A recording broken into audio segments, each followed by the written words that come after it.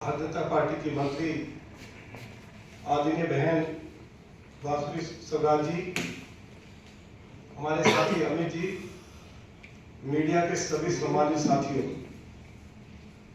मैं 2003 से लेकर 2008 तक दिल्ली जल बोर्ड का मेंबर रहा और उस समय दिल्ली की चीफ मिनिस्टर श्रीमती शीला दीक्षित थी और जल बोर्ड की भी चेयरमैन थी। हमारे नियम ये कहते हैं कि जल बोर्ड में एक अपोजिशन का मेंबर होगा ही होगा। आपको जानकर हैरानी होगी कि अरविंद केजरीवाल ने जल बोर्ड में अपोजिशन का कोई मेंबर ही नहीं रखा।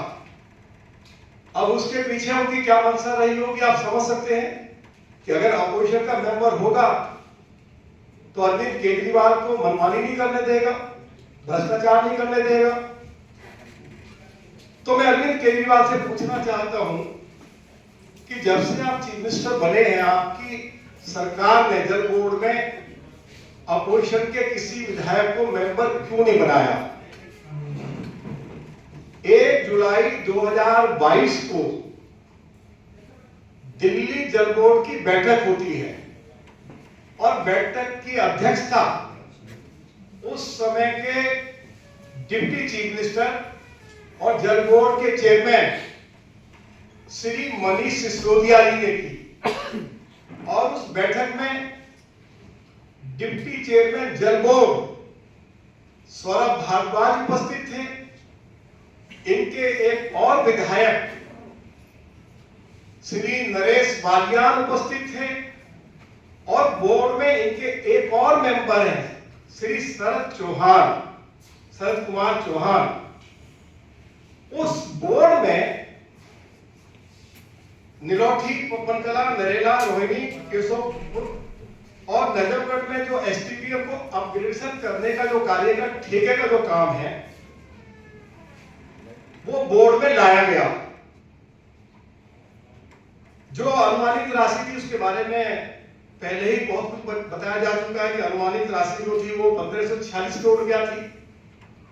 फिर दिल्ली के डिप्टी चीफ मिनिस्टर जो जल बोर्ड के चेयरमैन भी थे, उन्होंने अधिकारियों को डायरेक्शन दी कि इस राशि को बढ़ाकर 1840 करोड़ रुपया किया जाए और कहा जाए कि जस्टिफाइड रेट है।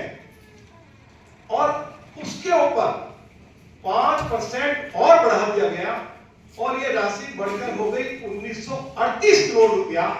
और जो 5% बाद में बढ़ाया गया, जस्टिफिकेशन ये दिया गया कि स्टील और सीमेंट के दाम बढ़ गए हैं, इसलिए 5% और ये राशि बढ़ाई जा रही है। आपको जानकर हैरानी होगी कि इसमें कोई सिविल वर्क था ही नहीं, सीमेंट और स्टील का कोई काम ही नहीं था।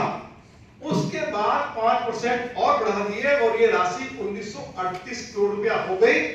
और इसको 1 जुलाई 2022 को दिल्ली जल बोर्ड के चेयरमैन, उस समय के deputy chief minister Shri Manish Sisodia ने अपनी मंजूरी दी।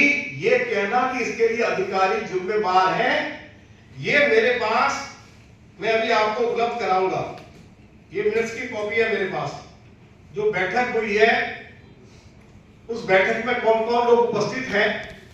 डिप्टी चीफ मिनिस्टर चेयरमैन है, उस बोर्ड की मीटिंग की अध्यक्षता कर रहे थे।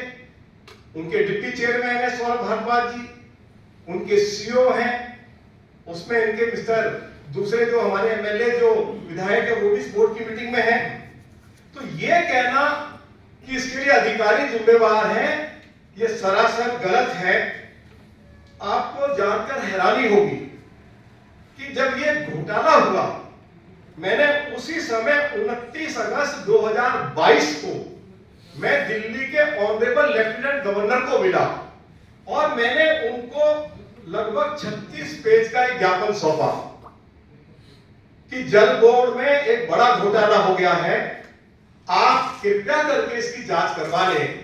तो उन्होंने मुझे एश्योर किया कि जो कुछ आपने दिया है मैं इसको दिल्ली सरकार के पास भिजवा देता हूं, लेकिन तब से लेके और आज तक दिल्ली जल बोर्ड और दिल्ली की सरकार मेरे इस पत्र को दबाकर बैठी रही। मैं पूछना चाहता हूं कि इसका जवाब अरविंद केजरीवाल की सरकार ने क्यों नहीं दिया।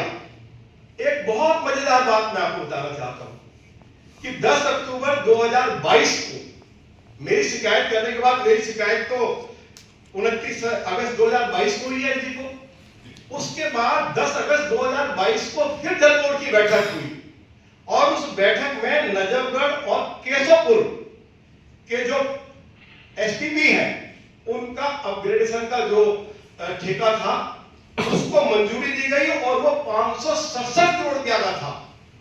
उसमें भी इसी तरह से लगभग 30% राशि बढ़ाई गई।